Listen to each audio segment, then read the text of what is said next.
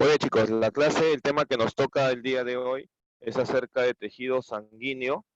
Es un tema interesante porque vamos a hablar de la sangre. Es un tema interesante porque nos va a permitir conocer cuáles son los elementos que forman parte de de nuestra sangre, cuáles son las funciones que cumple la sangre. Entonces, en ese sentido, vamos a intentar de pronto despejar todas las dudas y brindar un conocimiento adecuado para que usted pueda de pronto conocer luego de esta clase exactamente lo que responde a ello, ¿no? Muy bien, ya chicos, entonces sigamos viendo, a ver, la siguiente diapositiva. Bien, si logran visualizar todos ustedes la sangre, ahí vemos el tejido sanguíneo, es un tipo de tejido conectivo especializado formado por el plasma y formado por los elementos formes. Como usted puede ver ahí, usted puede visualizar, por ejemplo, hemos puesto en la imagen un tubito de ensayo al cual se le ha sacado sangre a una persona. Eso se ha sometido a la centrifugación, se ha centrifugado los componentes y se ha logrado separar, como usted se da cuenta, en dos componentes clásicos, no claves, ¿no? El que está abajo, que ve ahí, de color rojo, son los elementos formes, y lo que ve el sobrenadante que está arriba, que ocupa mayor volumen, en color ámbar, es el plasma. Entonces nuestro tejido sanguíneo, que es un tejido conectivo especializado, justamente se divide de esa manera, en plasma y en elementos formes. El plasma, que representa el 55% de la sangre, el plasma, que representa el 55% de la sangre, chicos, es básicamente agua, nada más, ¿ya? Con algunas sales, iones, de repente, como puede ver ahí, ¿no? Proteínas también, ¿ya? Y luego vemos también 55%, 75 no, 55, el plasma 55%. Y vemos también que los elementos formes representan el 45% de la sangre, ¿no? Y ahí vamos a ver que está formado por eritrocitos, que son los glóbulos rojos, leucocitos, que son los glóbulos blancos, las plaquetas y por ahí los nutrientes como la glucosa, el colesterol, las grasas, vitaminas, hormonas, proteínas, etcétera. ¿Ya? Entonces ahí tenemos cómo estaba la sangre dividida o cómo está la sangre conformada o el tejido sanguíneo. Ahora, dentro de las características del tejido sanguíneo, pues como hemos puesto ahí, también se le denomina sangre, ya lo hemos dicho, es el fluido circulatorio del hombre y de los animales vertebrados de manera general, y entre las funciones principales que tiene el tejido sanguíneo o que tiene la sangre, vamos a encontrar, vamos a encontrar, chicos, justamente no sé, vamos a encontrar que transporta, ¿no? El tejido sanguíneo se encarga de transportar. Profe, ¿qué transporta? La sangre transporta de todo. La sangre transporta, por ejemplo, gases respiratorios. En este momento estamos respirando, estamos haciendo un proceso de inspiración, expiración, ingresa oxígeno, y ese oxígeno pasa de los pulmones hacia todo el organismo, de tal manera que no queda ningún rincón de tu cuerpo que no reciba oxígeno, de tal manera que todas nuestras células reciben oxígeno. Pero, profe, ¿cómo puede ser posible? ¿Cómo es que el oxígeno llega, por ejemplo, hasta la punta de mis pies? Ah, porque dentro de la sangre tenemos una célula, que son los glóbulos rojos, que se encargan de llevar el oxígeno por todo el cuerpo. Profe, pero también nuestras células, recuerden ustedes, que liberan dióxido de carbono, liberan CO2. Entonces, ¿qué es lo que sucede? Ese CO2, por ejemplo, que lo producen también, ¿no?, las células musculares de los miembros inferiores, ¿cómo llega a ser expulsado de nuestro cuerpo? El mismo glóbulo rojo es el que se encarga, justamente él se va a encargar de llevar este oxígeno, o ese CO2, perdón, hacia el pulmón para que luego el pulmón lo pueda eliminar del cuerpo. O sea, profe, estás diciendo que la sangre transporta gases respiratorios. Sí. O sea, profe, estás diciendo que la sangre cumple un papel o una función respiratoria en el organismo. Así es, correcto. No, no solamente no solamente vamos a ver, chicos, eso, ¿no? También vamos a observar que la sangre cumple un papel que también transporta, como le decía, hormonas, por ejemplo, por decirlo así. Profe, esas hormonas que le menciono, se encuentran, por ejemplo, formadas en glándulas específicas de nuestro organismo, ¿no? Profe, ¿qué glándulas específicas de nuestro organismo encontramos, no? Encontramos, por ejemplo, la glándula tiroides. La glándula tiroides produce una hormona que es la tiroxina. La tiroxina, chicos, nos ayuda con el metabolismo de nuestros músculos. Cada vez que usted hace ejercicio físico intenso, la hormona tiroxina sale de la glándula tiroides y al salir de la glándula tiroides, ¿qué es lo que ocurre con ella, profesor? Esa hormona llega hacia los músculos y se va a encargar justamente de facilitar que el músculo produzca una mayor energía y en ese sentido va a facilitar también que el músculo pueda y tenga un papel importante porque gracias a esa hormona y quemamos la grasa que tenemos sobre el cuerpo. O sea, profe, esa hormona también llega al músculo y llega al tejido graso, así es. ¿Y cómo llega desde la glándula tiroides hasta los músculos? ¿Y cómo llega la glándula tiroides hasta el tejido graso? Ah, es que es la circulación la que justamente se encarga de ello. ¿Ya, chicos? Entonces, no se olviden no se olviden de esto. Entonces, importante recordar que la sangre está transportando una serie de sustancias por todo el organismo. Transporta gases respiratorios, transporta hormonas, transporta nutrientes. Usted ha tomado desayuno y entonces todo lo que ha tomado desayuno se está digiriendo en el sistema digestivo, se están transformando hasta nutrientes en el intestino delgado y esos nutrientes que tenemos en el intestino delgado van a pasar a la circulación, van a pasar, chicos, ¿a dónde? A la sangre. Y entonces la sangre se va a encargar justamente de llevar esos nutrientes a cada una de nuestras células para que puedan realizar los procesos adecuados y obtener energía. Entonces vemos que la sangre se encarga de transportar, la sangre se encarga de transportar prácticamente todo lo que ingresa a nuestro organismo. Transporta gases respiratorios, transporta nutrientes, transporta hormonas, transporta desechos, transporta de todo.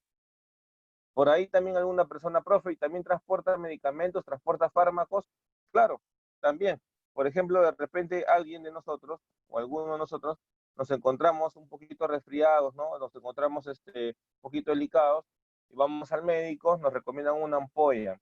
De repente estamos con una faringitis y el médico nos recomienda unos antibióticos, tal vez, ¿no? Los productos de ellos los ponen en ampolla y esa ampolla nos los ponen intramuscular, en el músculo, en el glúteo de repente. Profe, pero mi afección es en la faringe, en la garganta.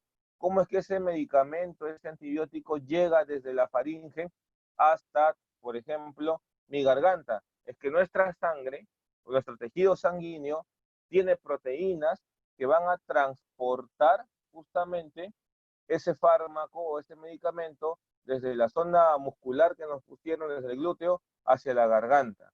Entonces, conclusión, si es que nos preguntasen cuál es la función que cumple la sangre, cuál es la función que cumple el tejido sanguíneo, podríamos resumir en una sola palabra la función de transporte. Si quisiéramos especificar un poquito más, entonces diríamos, ¿qué transporta? Transporta gases respiratorios. Entonces usted va a encontrar en los libros que le ponen función respiratoria. ¿Qué más transporta? Transporta nutrientes, producto de la digestión. Usted va a encontrar en los libros función nutritiva. ¿Qué más transporta? Hormonas. Va a encontrar función hormonal. ¿Qué más transporta? Desechos, función excretora. O sea, esa es la función que cumple la sangre básicamente. Transportar de todo. Fármacos, todo lo que ingresa a nuestro cuerpo, finalmente llega a la circulación sanguínea para ser transportada hacia todas las células. Eso es importantísimo. Ahora, otra característica más que tiene la sangre, por ejemplo, tiene que ver con la cantidad de sangre que tenemos en el organismo. ¿Cuánto de sangre hay en el organismo, chicos, no?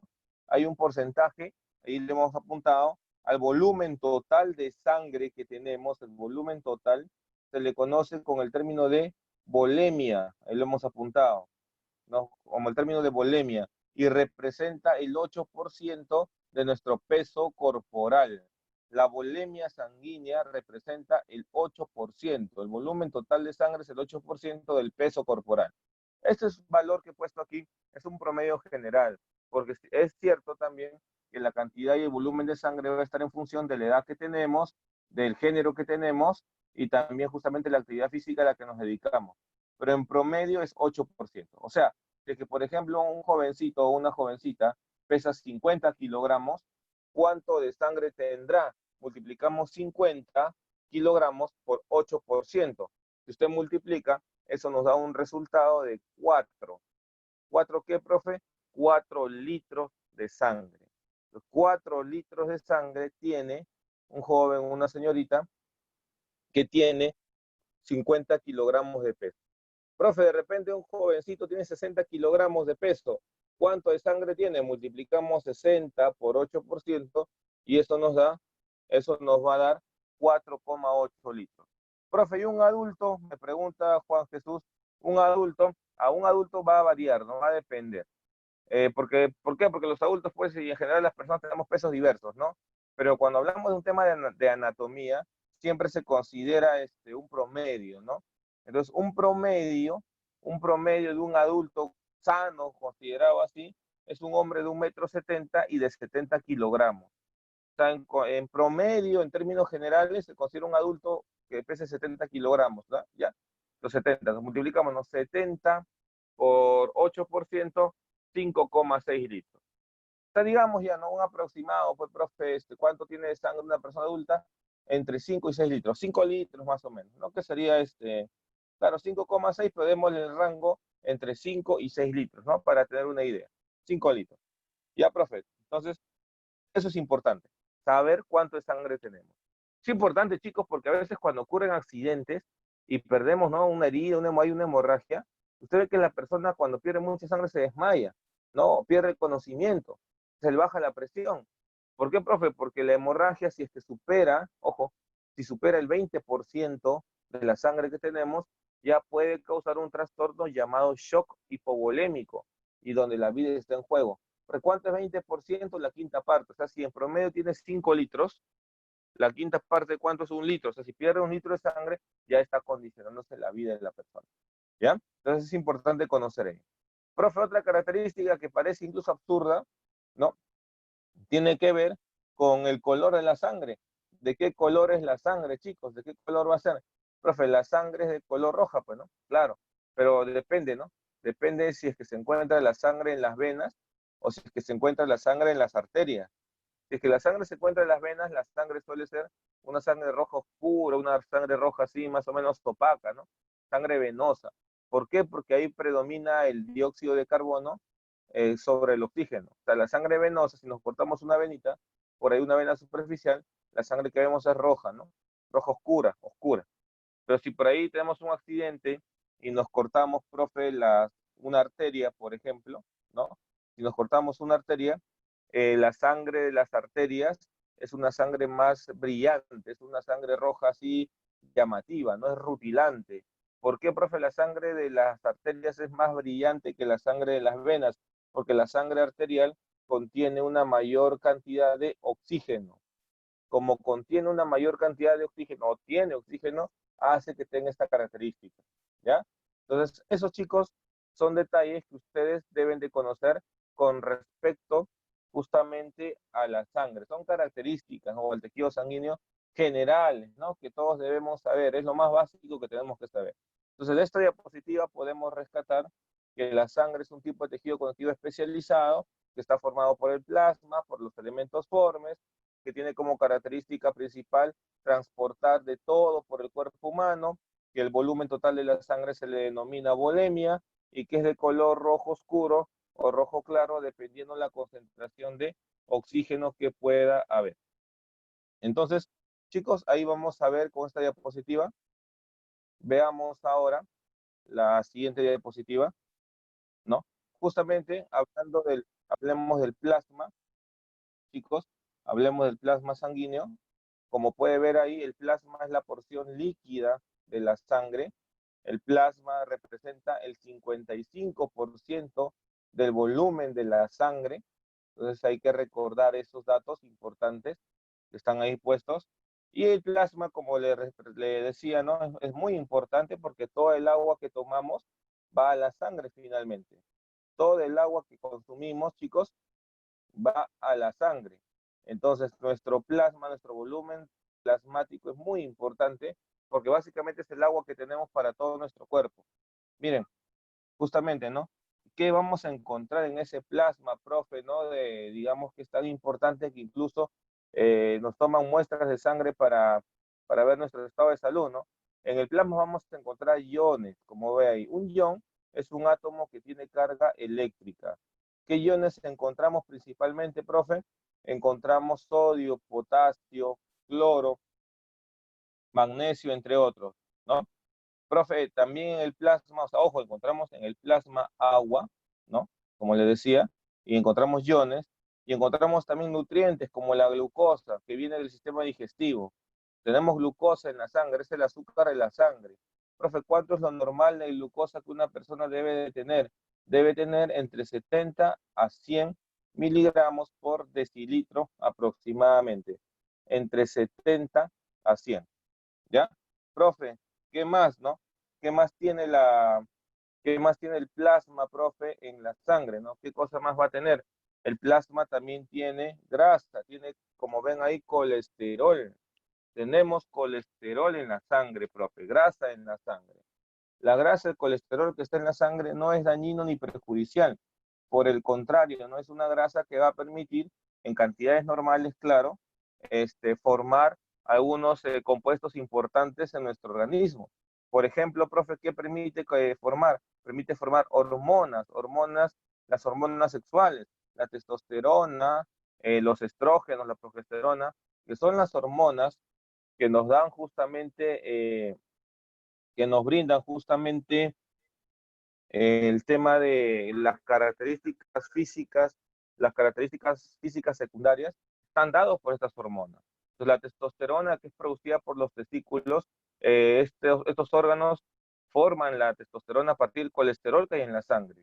Gracias a la testosterona, los varones nos diferenciamos de las chicas. Igual los estrógenos y las progesteronas que se forman en los ovarios son formados a partir del colesterol que está en la sangre, que consumimos todos los días. O sea, chicos, el colesterol en cantidades adecuadas, como ve ahí, hasta 200 miligramos, es, digamos, algo que es bueno y productivo para nuestro organismo. También encontramos, profe, qué cosa, ¿no?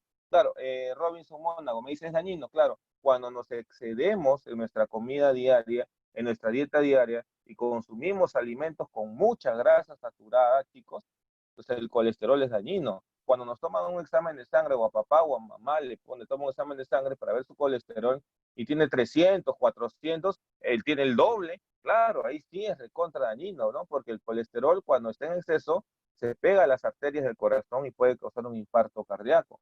Por eso que para controlar el médico manda hacer exámenes de sangre de rutina donde se analiza el colesterol, también la glucosa, ¿no? Me preguntaban por ahí, profe, la glucosa también, claro, porque la glucosa en cantidades elevadas también es dañina. Entonces, si por ejemplo el azúcar, claro, el azúcar de la que te refieres, Robinson, es la glucosa de la sangre. Entonces, ¿cuánto, profe, hay ahí, no? Vamos a encontrar aproximadamente de 70 a 100, pero si una persona tiene 180, 200, podríamos hablar de diabetes mellitus, como dice su compañero Robinson, ¿no? Muy bien.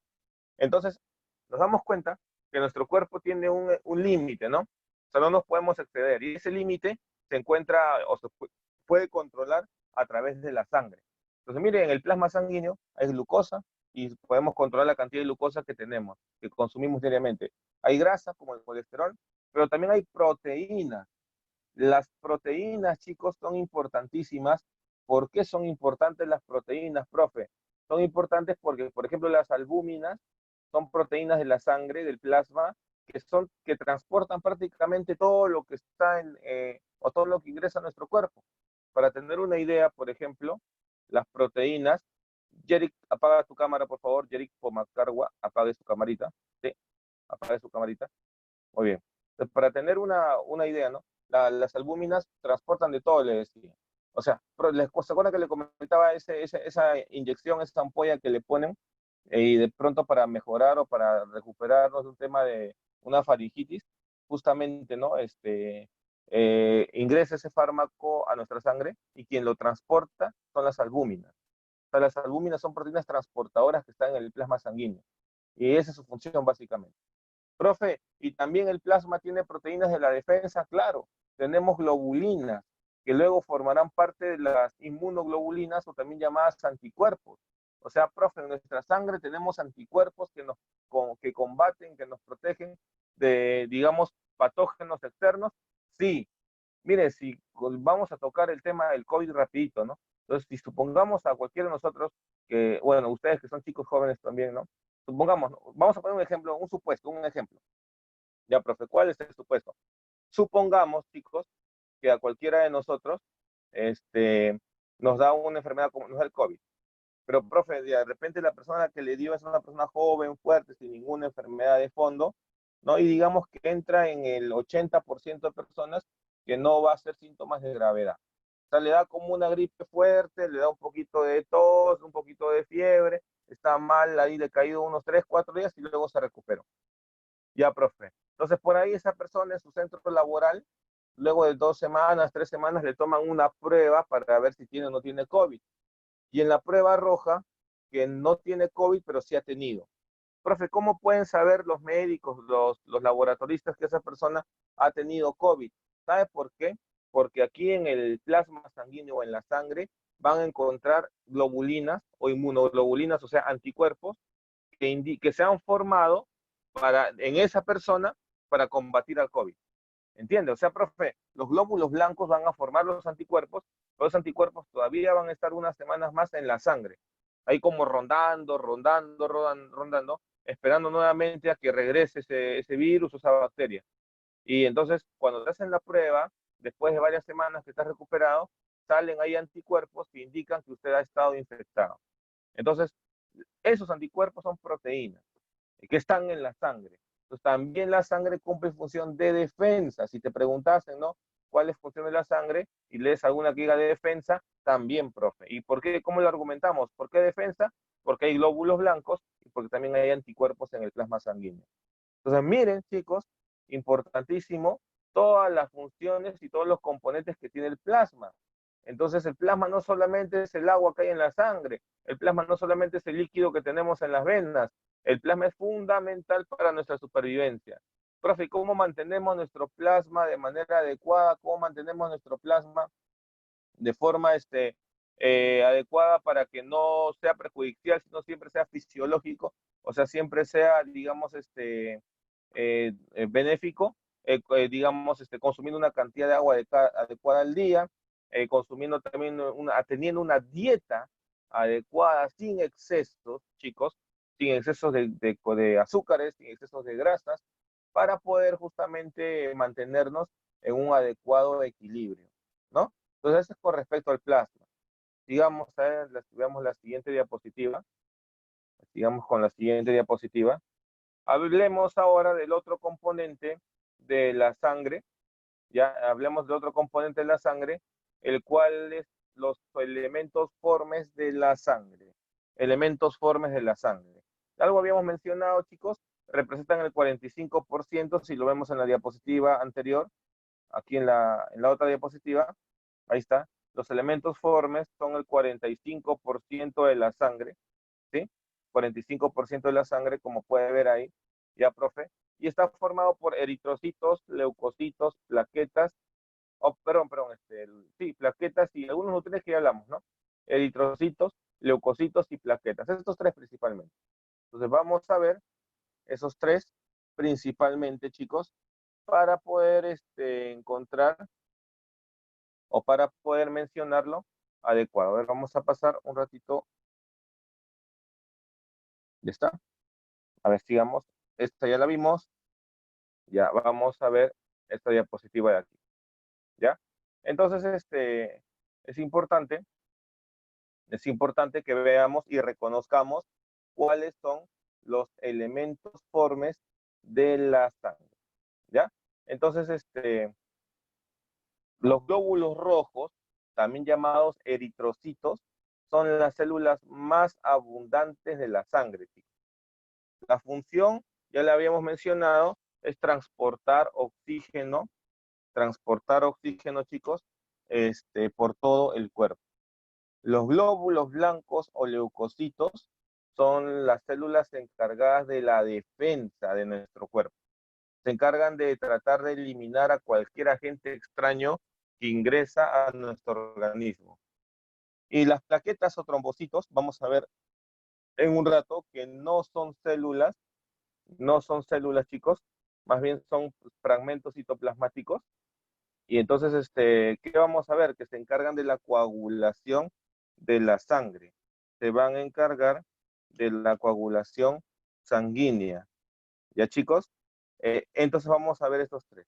Veamos la siguiente diapositiva.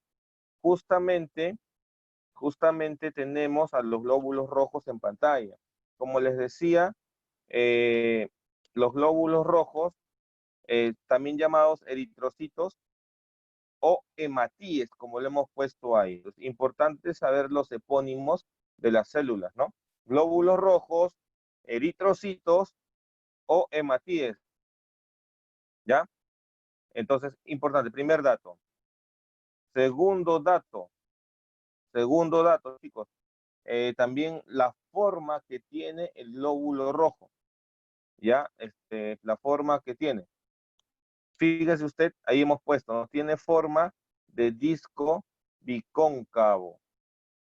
Tiene forma de disco bicóncavo y eso se debe, y es importante que sepan esto, a que los glóbulos rojos, chicos, no tienen núcleo. Acá le hemos apuntado bien claro, ¿no? O sea, los glóbulos rojos, a pesar de ser células eucariotas, carecen de núcleo y carecen de organelas membranosas. No tienen ni núcleo ni organelas membranosas.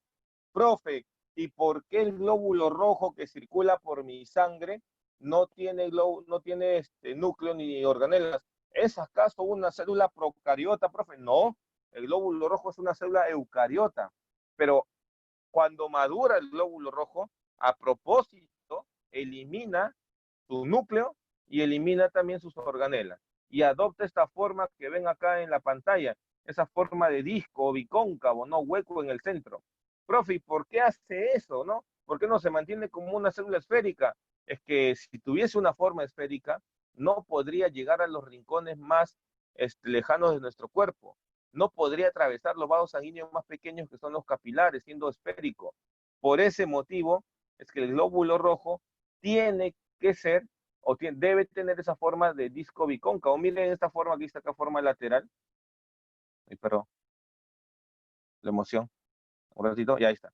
Miren esa forma que tiene ahí donde dice vista lateral. Si logra ver usted ahí esa vista lateral, entonces esa forma de disco bicóncavo le permite atravesar los vasos sanguíneos más pequeños que hay y de esa manera cumplir su función adecuadamente. Adicionalmente, veamos el tamaño, las dimensiones del glóbulo rojo. Mira, ahí dice diámetro 7,5 micras. Una micra es una millonésima parte de un metro. O sea, profe, el glóbulo rojo mide 7,5 millonésimas partes de un metro. Para que hagan la proporción más o menos, si tiene una reglita ahí, esas reglitas escolares que usamos normalmente, la regla está milimetrada. Si usted ve entre centímetro y centímetro, hay 10 milímetros. Imagínese cada milímetro, divídalo en 1000 partes. Y de esas 1000 partes tome 7. Más o menos ese sería el diámetro de un glóbulo rojo. Sumamente pequeño, profe, pero importantísimo, porque su función, como dice en el tercer punto, su función es el transporte de oxígeno, transporte de dióxido de carbono por todo el cuerpo. Profe, ¿y por qué tienen esa capacidad de transportar oxígeno y dióxido de carbono, no? ¿Qué tiene de especial? ¿Qué tiene adentro el glóbulo rojo, profe? Si vemos en la segunda imagen que está en la parte inferior, dentro del glóbulo rojo encontramos una proteína, una molécula de hemoglobina. Esa hemoglobina es la que se encarga de llevar, la que se encarga de transportar, chicos, no se olviden eso, llevar y transportar, ¿qué cosa, profe? Los gases respiratorios, el oxígeno y el dióxido de carbono. Esta hemoglobina en su interior contiene, chicos, va a contener, ¿qué cosa, profe? Entonces va a contener un átomo de hierro. La hemoglobina contiene un ion de hierro, como le hemos puesto ahí, hierro más 2, en estado divalente como cation positivo, hierro más 2. Entonces, vamos a ver ello, pues justamente, ¿ya? Entonces, profe, ¿cómo así, no? Entonces, ese hierro más 2 es importantísimo porque está en el centro de la hemoglobina y es el esqueleto, es la base para que la hemoglobina se pueda formar. Profe, ¿y cómo llega el hierro a mis glóbulos rojos? ¿Cómo llega el hierro a mi sangre, profe? No quiero saber a través de nuestra nutrición. Si nosotros nos nutrimos adecuadamente, vamos a visualizar que vamos a tener una buena hemoglobina. Profe, ¿y dónde encontramos hierro? El hierro lo encuentra usted en las carnes. Por ejemplo, profe, este, vamos a ver que en el hierro lo encontramos en las carnes rojas. Lo encontramos, profe, ¿dónde también lo vamos a encontrar?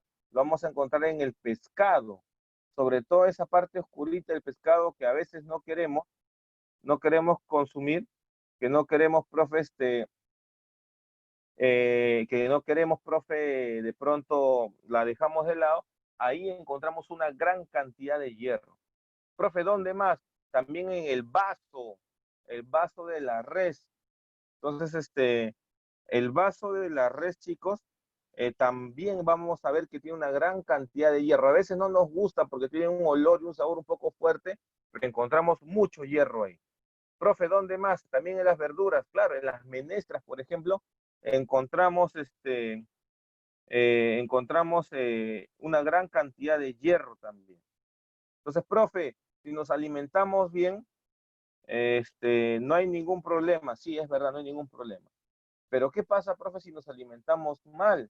¿Qué pasa, profe, si es que de repente nuestra dieta no tiene una buena cantidad de hierro? Entonces no se forma una buena cantidad de hemoglobina. Y entonces, profe, si no se forma una buena cantidad de hemoglobina, nuestros glóbulos rojos no van a llevar, ¿qué cosa, profe? No van a llevar el oxígeno a los tejidos. Y entonces, adecuadamente, claro, ¿no? Adecuadamente. Y entonces, profe, ¿qué ocurre? Vamos a entrar en un cuadro que se llama anemia. Vamos a estar anémicos, ¿ya? Entonces, la anemia ferropénica es una enfermedad carencial. Es una enfermedad que ocurre por falta de ingesta de hierro o disminución en el hierro. Y el hierro es trascendental porque forma parte de la hemoglobina que lleva oxígeno. Por por ese motivo, chicos, es que nosotros vamos a visualizar, nosotros vamos a ver que una persona con anemia, escúcheme bien, no soporta actividad física o actividad intelectual. De repente el joven, la señorita que está con anemia, no sabe que está con anemia, en la tarde dice, voy a repasar mi curso de biología, hoy hemos hecho tejido sanguíneo, la clase me ha gustado, está interesantísimo, se sienta en su escritorio a las 3 de la tarde, se pone a leer la primera, la segunda, la tercera diapositiva, y de ahí se quedó dormido, se quedó dormida. ¿Por qué se quedó dormido, se quedó dormida, profe? Se quedó dormida porque tu cerebro necesitaba una gran cantidad de oxígeno, una gran cantidad de oxígeno. Y entonces, profe, ¿qué ocurrió? Ocurrió pues que como tiene anemia, tiene poca hemoglobina, llega muy poquito oxígeno. Y entonces pues sucede, ¿no? Que no soporta y se quedó dormido. Ese es un síntoma, un signo de anemia. Además, también recordemos que la hemoglobina es la proteína que le da color a la sangre. Ese rojo que les hablaba hace rato es por la hemoglobina. Entonces, profe, ¿qué ocurre? Si es que disminuye la hemoglobina, la sangre ya no es tan rojita. Vamos a ver, por ejemplo, las palmas de las manos, fíjese su palma de la mano, y tiene una tonalidad más o menos rosada, rojiza, ¿no? Pero una persona con anemia, la palma de la mano está totalmente amarilla, pálida. ¿Por qué, profe? Porque ha disminuido la hemoglobina. Si vemos los ojos, por ejemplo, bajamos el párpado inferior y lo vemos en el espejo, vemos que ahí hay una mucosa bien rojita, se llama conjuntiva. Debe estar bien rojo y bien húmedo. Pero a veces, profe, lo veo rosado pálido, profe. Eso también sería un indicador de anemia. Y ahora veo que están discutiendo por el chat, chicos. Por favor, no estemos chateando en grupo para todos. Hablemos cosas productivas. Si quieren preguntarme algo, háganlo directamente hacia mí, yo voy a responderles, ¿no? Por el chat, claro, ¿no? Y les respondo así verbalmente. Están hablando de los alimentos que tienen hierro, creo, ¿no? Ya, profe. Entonces, yo les he mencionado a propósito dos tipos o dos grupos de alimentos que tienen hierro. Hierro de origen animal, de las carnes que le decía, y hierro de origen vegetal. Entonces, seguramente algunos pensarán, ¿no? Profe, ¿cuál de los dos hierros es mejor? ¿El de origen animal que viene en las carnes o el de origen vegetal? Lo cierto es, chicos, que el hierro de origen animal es mucho mejor para nuestro cuerpo. Al hierro de origen animal se le llama hierro helmíntico y al hierro de origen vegetal se le llama hierro no helmíntico. ¿Cuál es mejor? El de origen animal. ¿Por qué? Porque también somos animales y como dice la ley general de la naturaleza, lo semejante con lo semejante. El hierro que mejor asimilamos es el hierro helmíntico, ¿ya? Lo que pasa es que sí es verdad, pues hay problemas cuando comemos un exceso de carne roja, sobre todo, mucha carne roja, puede generar exceso de grasa, exceso de radicales libres, ¿no? Pero si balanceamos la dieta, digamos, no solamente en la carne roja, como les decía, está el hierro, también está en el pescado, ¿no? También se encuentra por ahí en algunas menestas. Si lo balanceamos adecuadamente, no va a haber ningún problema. Entonces, tú comes su churrasco con una buena ensalada, no hay ningún problema. Como mis lentejas, profe, con, digamos, un huevo frito, dos huevos fritos, bastante proteína, no hay ningún problema. ¿Ya, chicos? Muy bien. Ahora, una preguntita más, profe. Claro, todo en exceso es malo, evidentemente que sí, ¿no? Imagínense comer carne todos los días, ¿no? O sea, nuestro colesterol en menos de un mes se dispararía hasta 300, ¿no? A pesar de que son jóvenes, a pesar de que son niños todavía, ¿no? Por ese motivo es que hay que mantener siempre balanceado el alimento. Y ahora les quería hacer una preguntita, profe, y entonces, ¿dónde se forman los glóbulos rojos que están en la sangre? Mire, la semana anterior lo vimos. La semana anterior hemos hecho de tejido óseo, y se acuerda que habíamos dos tipos de tejido óseo esponjoso y tejido óseo compacto. El tejido óseo esponjoso, chicos, el tejido óseo esponjoso que se encuentra en la epífisis, ojo, en la epífisis, o sea, en la zona distal, en los extremos del hueso, ¿no? De los huesos largos, profe, ese tejido óseo esponjoso, chicos, ¿no? Deben ustedes recordar, ahí encontramos a la médula ósea roja. Encontramos ahí a la médula ósea roja. Entonces, en esa médula ósea roja les dije que ocurría un proceso llamado hematopoiesis. ¿No? Lo hemos visto en la clase anterior. Esa hematopoiesis, niños y niñas, es ahí donde se forman, chicos, todas las células de la sangre, incluyendo los glóbulos rojos. Ahora, para ser un poquito más específico, vamos a decir que la formación de los glóbulos rojos se denomina eritropoiesis, como lo hemos puesto ahí en la diapositiva, está en color rojo, eritropoiesis. Profe, ocurre la MOR. MOR, profe, ¿qué cosa es? La médula ósea roja, ¿ya? La médula ósea roja de las epífisis de los huesos, ahí se forman, chicos, justamente los glóbulos rojos. Ahora le mencionaba, ¿no, profe? A veces a la semana pasada le mencionaba, ¿no? ¿Cómo ubico esa médula ósea roja? A veces algunas personas están comiendo su pollito, y algunos no mastican el huesito, y de adentro del hueso sale como una masita media negrita, ¿no? Ya, esa es la médula ósea roja. Ahí se forman los glóbulos rojos, ¿ya? Entonces, profe, al proceso se le denomina entonces, ¿cómo se le denomina? Se le va a denominar eritropoiesis. Profe, ¿y qué se necesita para la eritropoiesis? Para la eritropoiesis se necesita, como hemos puesto ahí, algunas vitaminas, ¿no? Por ejemplo, ¿qué vitaminas se necesitan? El complejo B, como lo hemos puesto ahí. El complejo B está formado por todas las vitaminas B, B1, B2, B3, B4, B6, B12, B9, etcétera, pero principalmente necesitamos dos que he puesto ahí en la imagen, en la diapositiva, la vitamina B6 y la vitamina B12, ¿no? Importantísimo. El hierro, como lo que ya habíamos hablado, importantísimo para formar hemoglobina. Aminoácidos, importantes, porque la hemoglobina es una proteína y para que se forme adecuadamente esa hemoglobina, entonces necesitamos aminoácidos. ¿Ya, chicos? Aminoácidos. Y una hormona que se llama eritropoyetina es producida por los riñones y el nombre nomás te dice lo que hace, eritropoyetina estimula la eritropoiesis. Entonces, profe, vemos ahí que esos son los componentes que se necesitan para justamente formar una buena cantidad de glóbulos rojos. Ya, profe. Después tenemos otro concepto importante que es el tiempo de vida de los glóbulos rojos. Profe, ¿cuánto vive un glóbulo rojo? 120 días en promedio. En promedio viven 120 días, ¿ya? Aproximadamente. Ya cuando el glóbulo rojo está llegando a su día 115, aproximadamente sí, 4 meses. Mira, cuando el glóbulo rojo va viajando por todo el cuerpo, por todos los vasos sanguíneos, van pasando los días, las semanas, los meses, el glóbulo rojo va deformándose. Su membrana va perdiendo esa forma de disco bicóncavo, se vuelve viejito. Y entonces ya cuando una célula pierde su forma, se sabe que también ya no cumple adecuadamente su función. Entonces, los glóbulos rojos viejitos que ya tienen 118, 119 días, 120 días, llegan a un órgano de nuestro cuerpo llamado vaso. Van a llegar al vaso. Profe, el vaso se encuentra en el hipocondrio, o perdón, a nivel del flanco izquierdo, justo después del páncreas. Profe, ¿dónde estás hablando? Mire, para que tenga usted una idea, ubíquese la última costilla del lado izquierdo de su tórax, y ahí más o menos baje unos 5 centímetros, ahí se encuentra el vaso. Ese vaso tiene forma de pelotita, chiquitita, y ahí cuando los glóbulos rojos viejitos llegan, son destruidos por los macrófagos que hemos puesto ahí en la diapositiva.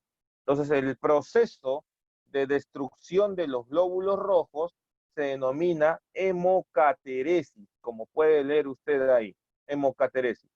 Chicos, hemocateresis. Profe, ¿cuánto tiempo vive el glóbulo rojo? 120 días. ¿En qué órgano de mi cuerpo se destruyen los glóbulos rojos? ¿O en qué órgano de mi cuerpo se da el proceso de hemocateresis? En el vaso. ¿Qué células del vaso lo destruyen? Macrófagos. Miren cuántos datos tenemos y cuánto tiempo hemos hablado solo de los glóbulos rojos para que usted vea la importancia de estas células. ¿Estamos?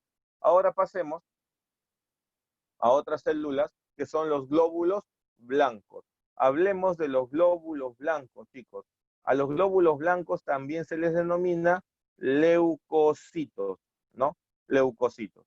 Profe, me pregunta Robinson, o me preguntan, ¿qué pasaría si el glóbulo rojo se muere antes? Si es un solo glóbulo rojo, no pasa nada. Pero si masivamente nuestros glóbulos rojos empiezan a morir en los vasos sanguíneos, en la sangre, y no en el vaso, en este órgano, pues ocurriría, chicos, que entraríamos en un cuadro de anemia también. Pero ya no sería una anemia ferropénica, no sería una anemia hemolítica. Algunas enfermedades causan eso, destrucción de glóbulos rojos en las mismas venas o arterias. Por ejemplo, hay una enfermedad que se llama la bartonelosis, o de repente hay una enfermedad que se llama el paludismo o malaria. También se destruyen los glóbulos rojos, pero sería evidentemente patológico, no una enfermedad, no natural. Ya, aquí estamos hablando de lo fisiológico, de lo sano, de lo normal. ¿Ya, chicos? Muy bien. No, no es leucemia. Ahorita vamos a hablar de leucemia Robinson. La leucemia tiene que ver con glóbulos blancos, no con glóbulos rojos. ¿Ya? Entonces, sigamos con los glóbulos blancos rapidito. Los glóbulos blancos, también llamados leucocitos, son células que, a diferencia del glóbulo blanco, el glóbulo rojo, perdón, sí tienen núcleo, sí tienen organelas.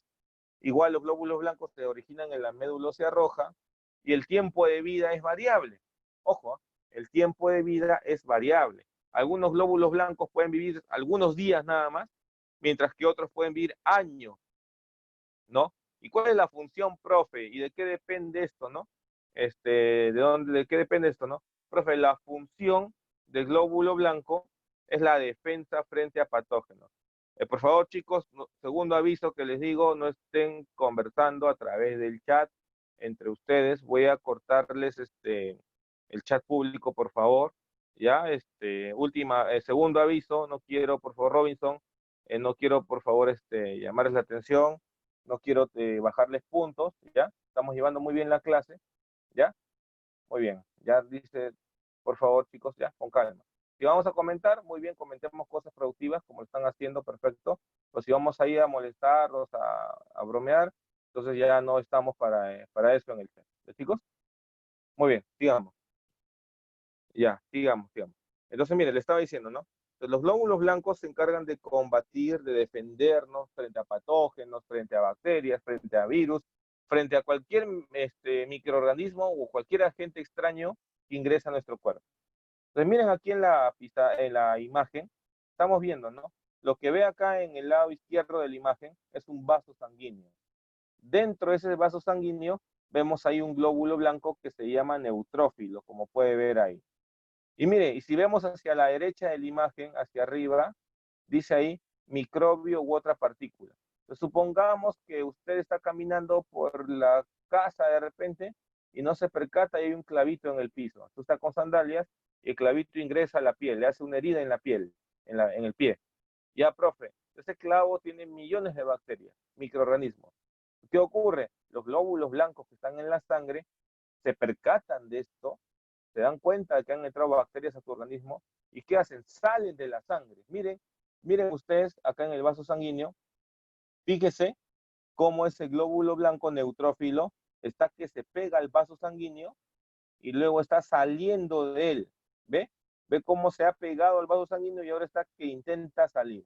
Ese proceso en el cual el glóbulo blanco sale del vaso sanguíneo se le va a denominar diapédesis. Se le denomina diapédesis. ¿Qué cosa es la diapédesis, profe? La capacidad del glóbulo blanco de salir. Y luego ese glóbulo blanco se dirige hacia donde está el microbio. Fíjese arriba, ¿no? Hay glóbulos blancos. ¿Y qué va a hacer, profe, el glóbulo blanco con ese microbio? Si puede, se lo va a comer. ¿Cómo se lo come, profe? Haciendo fagocitosis, como ve ahí arriba. La fagocitosis es la capacidad del glóbulo blanco para digerir, para comerse, si quiere decirlo en términos más simples, a dicho microbio o partícula que está ahí. Y de esa manera nos protegen nuestros glóbulos blancos, chicos. Esta es una forma, un mecanismo general de acción de un glóbulo blanco. Sale el vaso sanguíneo, profe, luego llega hacia el microorganismo para digerirlo. ¿Ya? Muy bien. Ahora, profe, sabemos también que los glóbulos blancos se clasifican en dos grupos, en polimorfonucleares y en mononucleares. Y eso está en función, profe, ¿de qué? De la forma del núcleo. De la forma del núcleo, profe. ¿Cómo así? ¿Por qué no? ¿Por qué no? Digamos, si, se llama polimorfo nuclear, si es que el núcleo polivarias, morfo forma, si el núcleo tiene varias formas, es polimorfo nuclear. Y se le llama mononuclear si el núcleo tiene una sola forma. Mire, qué fácil, ¿no? La clasificación es fácil, ¿no? Profe, ¿y por qué se le llama granulocito? Porque tiene gránulos citoplasmáticos. ¿Y por qué se le llama agranulocito? Porque no tiene gránulos citoplasmáticos. Mi recontra sencilla la clasificación como para no confundirnos. Entonces su compañero me dice, profe, pero en el ejemplo, ¿no? El clavo, profe, está oxidado. Claro, en el óxido del clavo, pues hay toxinas, ¿no? Hay bacterias, hay esporas bacterianas del Clostridium tetani, ¿no? Que podría causarnos el tétano. Pero esto ya lo vamos a ver, chicos, con más calma, de acá a unas semanas, cuando hagamos enfermedades. Por ahora todavía estamos viendo lo básico, ¿no? Estamos viendo la parte básica de lo que es la anatomía humana. Ya cuando agarremos un poquito más de base, ¿no? Agarremos un poquito más de conocimiento ya, haremos pues las enfermedades y ahí vamos a explicar el proceso del tétano, ¿ya? Con calma. Entonces ya vemos, profe, a los glóbulos blancos, características generales, su clasificación. En la siguiente imagen estamos viendo la clasificación de los leucocitos. Nos habíamos quedado, ¿no? Que podían ser polimorfonucleares o mononucleares, ¿no? O granulocitos o agranulocitos, se los acabo de explicar. Profe, ¿cuáles son los polimorfonucleares? Son solo tres: neutrófilos, eosinófilos y basófilos, como puedes ver ahí en la diapositiva. Profe, ¿y cuáles son los mononucleares? Son solo dos: los monocitos y los linfocitos. Entonces, profe, de los polimorfonucleares vemos a los neutrófilos, y esos neutrófilos son las células más abundantes, son los glóbulos blancos más abundantes. Representan del 50 al 70% del total de glóbulos blancos. Como ellos son los más abundantes, chicos, ellos son los primeros en salir cuando viene un proceso infeccioso en tu cuerpo. En el caso anterior, profe, un clavito, me quedé con un clavo, los glóbulos blancos, los neutrófilos salen. Profe, por ahí una persona me tosió, está con tos, está con faringitis, los glóbulos blancos son los primeros en llegar a la faringe. Ellos son los primeros en llegar a cualquier punto infeccioso. Por eso se les conoce como la primera línea de defensa celular. La primera línea de defensa. Si quisiéramos verlo como una guerra, los glóbulos blancos serían como soldados, pequeños soldados de a pie, que van con su fusil de repente a combatir. Saben que van a morir porque muchas veces los patógenos son más fuertes que ellos, pero igualito van en gran cantidad, intentando justamente defendernos. A veces ocurre, ¿no? Profe, en el caso de me hinqué con algo, profe, y llegan los glóbulos neutrófilos en gran cantidad, y al cabo de 2, 3 días esa zona donde me hinqué, lo veo, me duele, y veo que hay una ampolla que tiene un líquido blanquecino purulento adentro. Le llamamos pus. Está lleno de pus, profe. ¿Qué ocurre? Lo reventamos, lo limpiamos y sale esa masa viscosa blanquecina. Si lo viésemos a un microscopio, ahí vamos a encontrar un montón de neutrófilos muertos junto con las bacterias también muertas. Ellos se sacrifican por salvarnos o evitar que justamente esos patógenos nos causen mayor enfermedad. Entonces decimos que los neutrófilos son los más abundantes, la primera línea de defensa celular. Su núcleo tiene entre 2 a 7 lóbulos, ¿no? De ahí polimorfo nuclear. Y sus gránulos que presentan, no se ven muy bien en la imagen, pero los gránulos que tiene, profe, son gránulos que tienen dos sustancias químicas, la mieloperoxidasa, como dice ahí, y la lactoferrina. Ambos, chicos, esas dos sustancias químicas, ha sido pregunta de examen de admisión, por si acaso. Profe, ¿qué hacen estas sustancias químicas? Matan bacterias. Son antibacterianas, ¿ya? Profe, y por ejemplo, si es que a mí me hacen una prueba de sangre, luego de unas horas o luego de un día de que me hinqué con el clavo, entonces van a ver en tu hemograma, se le llama esa prueba de sangre, en el hemograma, vamos a ver que tus neutrófilos están elevadísimos. No están en 70, están en 80, en 85%. Eso que indica una infección aguda. O sea, cuando se elevan los neutrófilos, estamos hablando de una infección aguda. Y este ejemplito medio irrisorio, medio simplón que te pongo de que te hincaste con un clavo y que se elevan los neutrófilos, chicos, eso ha sido pregunta de examen de admisión de hace 2 años de la Universidad Nacional Mayor de San Marcos. Si una persona se hinca con una astilla y le hace una prueba de sangre, luego algunas horas, ¿qué encontramos en el hemograma? Neutrófilos elevados. Mire, como jugando, estamos viendo temas de examen de admisión, o sea que digamos que aparte que la clase es interesante por el tema que va conociendo cómo funciona su cuerpo, también le estamos dando los datos importantes para que dé un buen examen de admisión y vaya conociendo los temas que más vienen. Ya, profe, los eosinófilos son menos abundantes, mira, representan del 2 al 4%, tienen un núcleo bilobulado, un núcleo dividido en dos. En sus gránulos presentan, chicos, la proteína catiónica principal, la cual es antihelmintos. ¿Qué significa que sea antihelmintos, profe? Que destruye gusanos, destruye parásitos. Cuando un niño pequeño tiene oxiuros, tiene su tenia ahí en su intestino, los eosinófilos se elevan, aumentan su cantidad para producir más proteína catiónica principal e intentar destruir a ese parásito. Entonces, los eosinófilos se elevan cada vez que hay parasitosis en las personas. Entonces, le hago una prueba de sangre a usted, un hemograma, veo que sus eosinófilos no están del 2 al 4, sino veo que tiene 8 o 10% de eosinófilos, el médico al toque piensa, este muchacho, esta señorita, tiene parásitos, tiene su tenia, su solitaria de repente, y le da su medicamento contra él. ¿Ya, chicos? Los basófilos aún son menos abundantes, del 0 al 1% nada más representan. Profe, los basófilos tienen un núcleo irregular y en sus gránulos tienen dos componentes, tienen heparina y tienen histamina. La heparina, chicos, es un anticoagulante natural que evita que nuestra sangre se coagule dentro de nuestros vasos sanguíneos, y la histamina, chicos, la histamina justamente es la responsable de que suframos o de que tengamos reacciones alérgicas, ojo, la histamina. Cada vez que usted tiene una reacción alérgica es por la histamina que liberan los basófilos. Las personas que somos alérgicas, por ejemplo, no tenemos de 0 al 1% de basófilos, tenemos más, tenemos 4, 5, 10% de basófilos en la sangre. ¿Por qué? Porque somos alérgicos, somos susceptibles a los alergenos del medio. ¿Ya, chicos? Entonces, el responsable de nuestras reacciones alérgicas es la histamina. ¿Y quién lo produce? Los basófilos. Y si usted ha estudiado sus clases anteriores, va a ver que en el tejido conectivo también había una célula, chicos, que también tenía heparina y tenía histamina. ¿Se acuerda? ¿Quién se acuerda? Le pongo 20 en intervención oral, sin ver el Google, sin ver las diapositivas anteriores. ¿Quién se acuerda? La célula que tiene del tejido conectivo, que también tiene heparina e histamina. Miren, un 20 de su participación oral, ¿eh? Lo hemos visto hace 2 semanas o 3 semanas, si no me falla la memoria. Alguien, vamos chicos, los leo. Tienen 30 segundos. No vale googlear. La célula de tejido conectivo que tiene heparina e histamina. ¿Alguien? ¿Nadie? Ya bueno, no hay problema. Yo les ayudo. Profe, ¿esa célula es o son los mastocitos? Los mastocitos, células del tejido conectivo lacto, que también, profe, tienen heparina e histamina. Entonces ahí terminamos con los polimorfonucleares, Y ahora hablemos de los mononucleares o agranulocitos rápidamente. Tenemos a los monocitos, que representan del 6 al 10%. Profe, es el glóbulo blanco más grande de todos. Y cuando sale de la sangre ese monocito, se dirige a los tejidos, se queda en los tejidos, chicos, y al quedarse en los tejidos, escúchame, el que queda en los tejidos, cuando un monocito sale de la sangre y llega a un tejido, por ejemplo, llega al pulmón, se le llama macrófago. Ojo, ¿qué es el macrófago? El macrófago, digamos, el macrófago es el monocito que está instalado en un órgano, en un tejido, ahí lo hemos apuntado. Entonces, en el pulmón tenemos nuestro macrófago alveolar, ¿ya? Es el responsable de protegernos.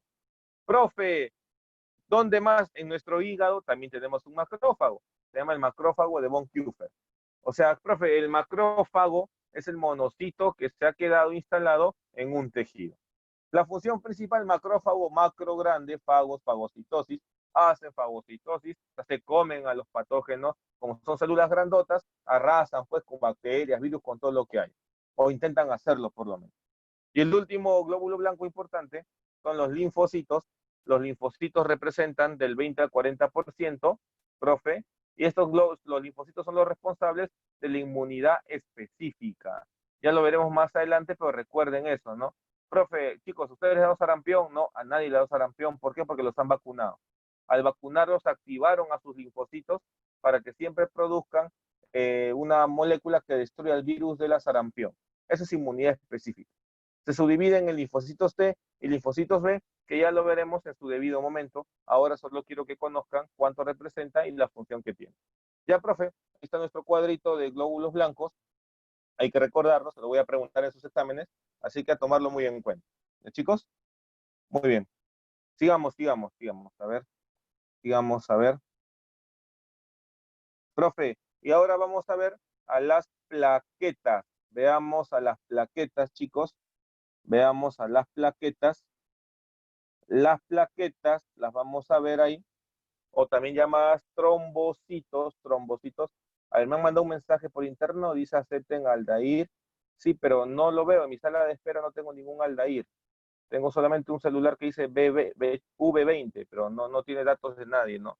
Entonces, si usted está en contacto con su compañero, dígale, si es su compañero, que cambie sus datos, por favor, ¿ya? Quien me dijo sobre Aldair. Muy bien, sigamos. Las plaquetas o trombocitos no son células, ojo. Las plaquetas son, como bien claro dice acá, fragmentos citoplasmáticos, fragmentos de una célula más grande llamada megacariocito.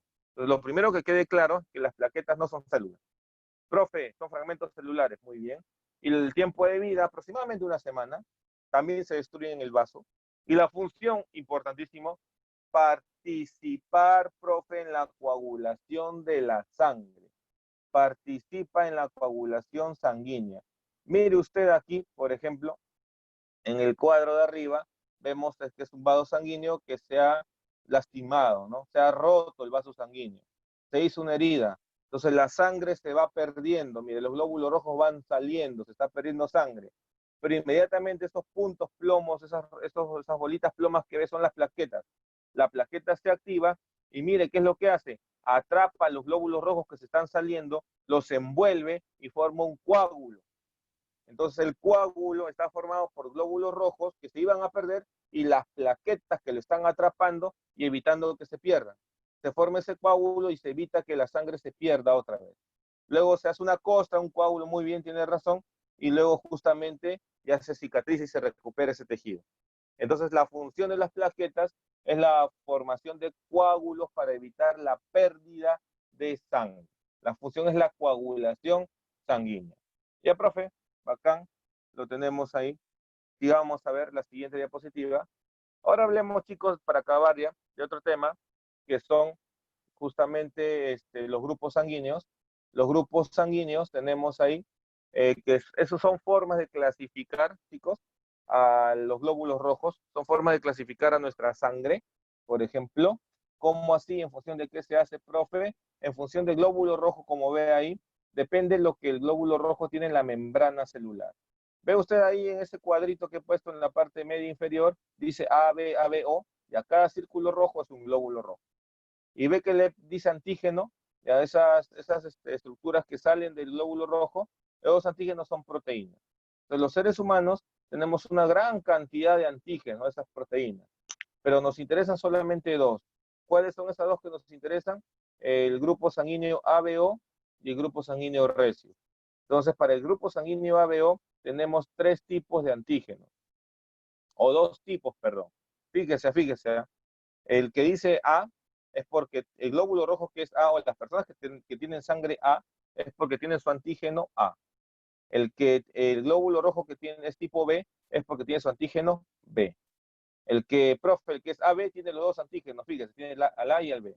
Y los que somos el grupo sanguíneo O, no tenemos ningún antígeno, ¿ya? Entonces, mira, ahí tenemos A, B y O. O sea, si usted es el grupo sanguíneo, si vemos el grupo sanguíneo ABO, vamos a ver que hay 4 grupos sanguíneos en función del antígeno. Y eso está en la siguiente diapositiva. Ahí está. Ya, profe, ahí tenemos sistema AB o no. Si yo soy A, tengo el antígeno A. Si soy B, tengo el antígeno B. Si soy AB, tengo el antígeno AB. Y si soy O, no tengo ningún antígeno. Ojo, los que somos del grupo sanguíneo no tenemos ningún antígeno. Ninguno. Ahora, profe, si usted es grupo sanguíneo A, usted puede formar anticuerpos que van a destruir al B, anti-B. Mire, si usted es A y por ahí le necesita recibir sangre, y en el hospital se confunden, y en lugar de ponerle usted sangre de tipo A, le ponen sangre de tipo B. ¿Qué pasará, profe? Hay un rechazo. ¿Por qué hay un rechazo? Porque nuestros glóbulos blancos, que son nuestras defensas, están acostumbrados a ver el antígeno A, porque soy del grupo A. Pero cuando llega el glóbulo rojo, cuando llega la sangre tipo B que te están poniendo, nuestros glóbulos blancos rechazan esa sangre, no la aceptan, la coagulan y genera un problema para la salud. Entonces, profe, si usted es grupo A, va a rechazar a la sangre B, formando el anticuerpo anti-B. Anti-B, forma esa proteína anti-B. Si usted es grupo B, va a rechazar a la sangre A, formará el anticuerpo anti-A. Pero si usted es AB, no forma ningún anticuerpo, ninguno.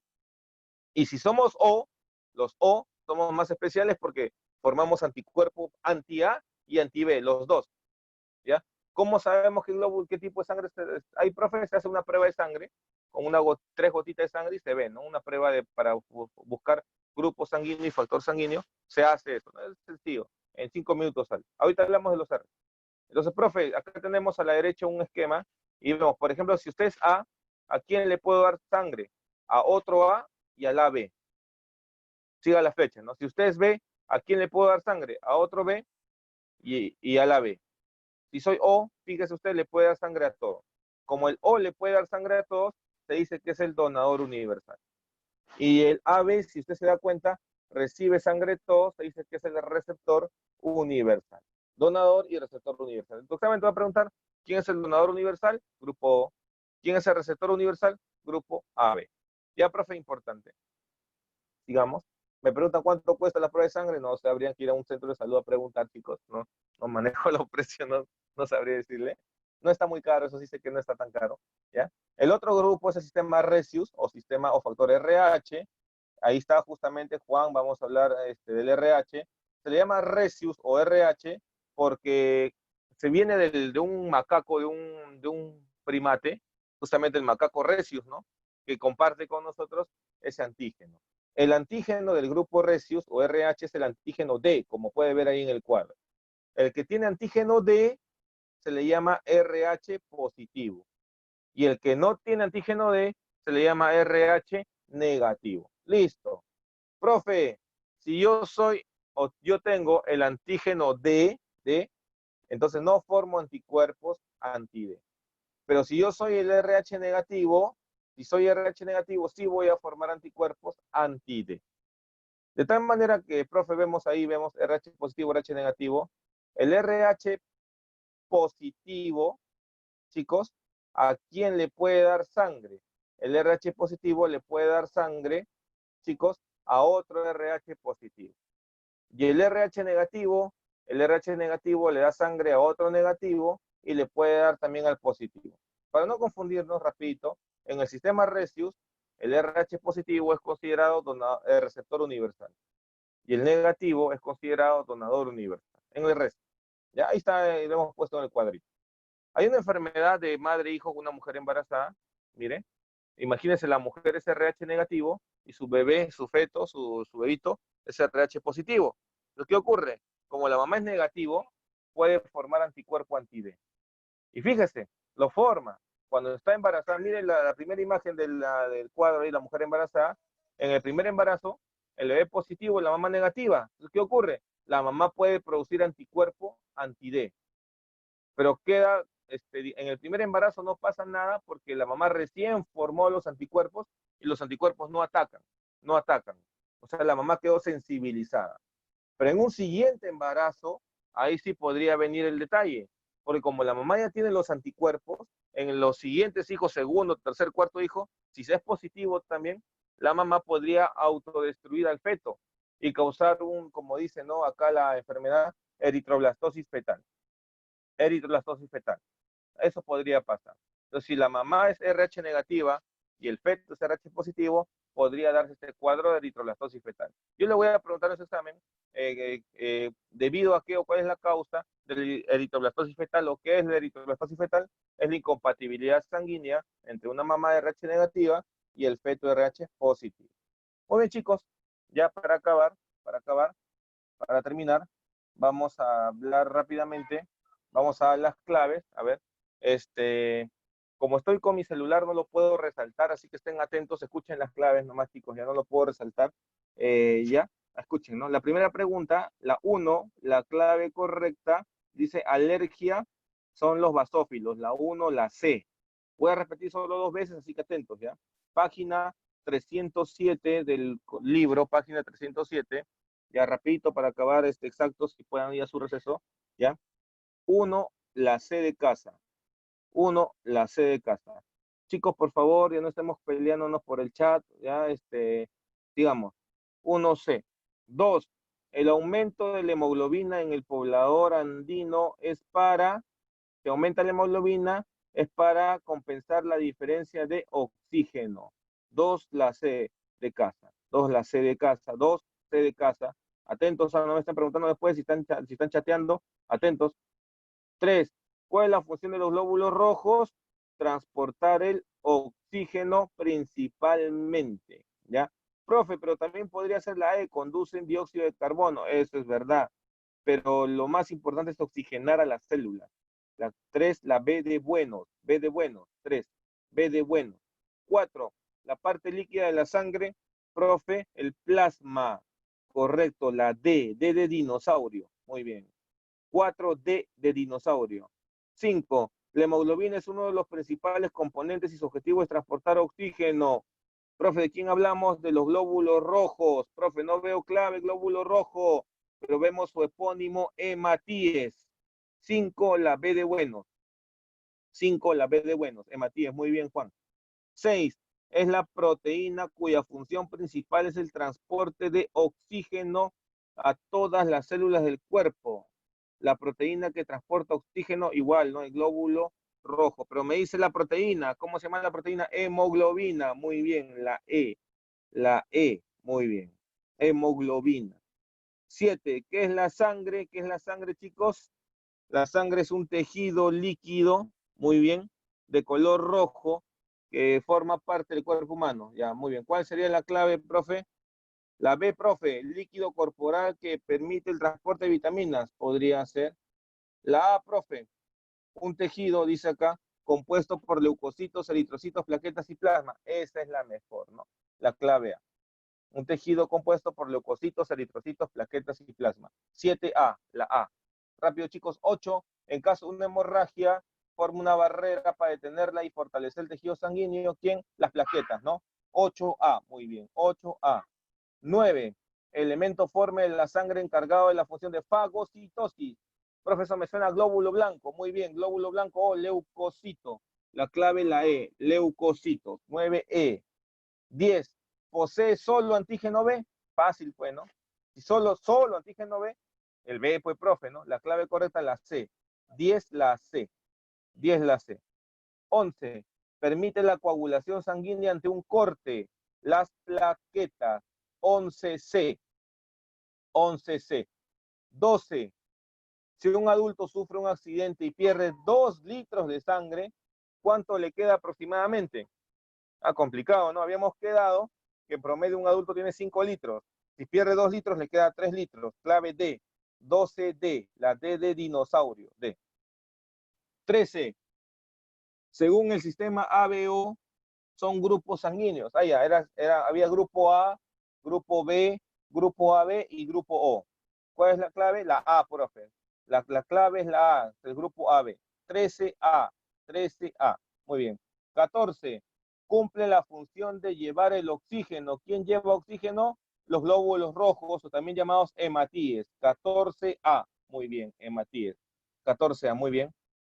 14A, listo. Sigamos. 15. ¿Cuál es el grupo sanguíneo considerado donante universal? El donante universal es el O, les dije, O, 15E, 15E, 15E. 16, es un elemento forme de la sangre, elemento forme. Sabemos que el glóbulo rojo, glóbulo blanco, plaqueta, uno debe haber. Profe, ahí está eritrocito. 16, la C, elemento forme, la C, eritrocito. 17. Posee los antígenos A y B. ¿Quién, profe? El grupo sanguíneo AB. La clave correcta, la E. 17E. Muy bien, chicos, ya acabando ya. 18. Elemento forme que vive aproximadamente de 3 a 8 días, o sea, una semana. ¿Qué elemento forme vive una semana? Las plaquetas. 18, la C. 18, la C. 19. Proceso de formación sanguínea en la médula ósea roja. ¿Cómo se llama eso? Hematopoiesis. Hematopoiesis. Siempre que vean el término poiesis, indica formación, elaboración. ¿Ya? Entonces, 19 la A. Muy bien, Nayeli. 19 la A. Y la 20, denominado también antígeno D. Antígeno D, ¿cuál será, profe? Dijimos el RH, ¿no? Factor RH. Muy bien. 20 la A. Bien, chicos, luego en la página siguiente, la 309, es para completarnos los grupos sanguíneos, ahí lo hemos puesto, fíjese, el O, el AB, el A y el B, ahí lo puede visualizar. El grupo O, que es el donador universal, y el AB, el receptor universal. Ahí lo tiene, no se preocupe si es que no lo logra copiar ahora, la idea es que usted mismo lo haya hecho, pero ahí están las respuestas. Igual recuerde que esta diapositiva las tuvo en la tarde a la plataforma virtual en el área de lecciones y ahí lo tiene. ¿Ya, chicos? La lectura está sencillita, la leen, la resuelven, si no, esto va a estar subido, no simplemente con las claves y con estas respuestas para que usted lo pueda tener en su boletín. Bueno, chicos, ahí nos vamos a quedar. Cuídense, nos vemos la próxima semana. Eso ha sido todo por hoy. Nos vemos, chicos. Hasta luego. Nos vemos. Chao.